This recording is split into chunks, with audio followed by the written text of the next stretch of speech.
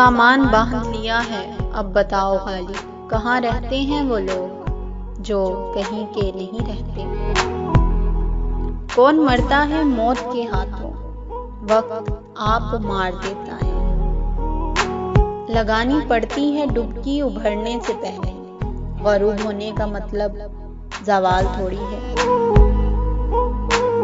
ख्याल कीजिए कहीं मर ना जाऊं मैं, बहुत जहरीली हैं खामोशियां आपकी।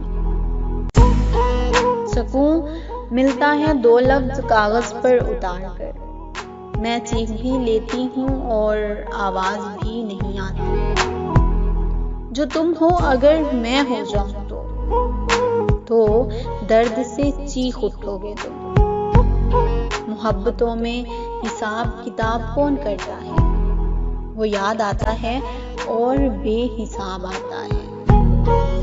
अब दोबारा बिछड़ने की बात मत करना, मैं डर गया था, मर भी तो सकता था।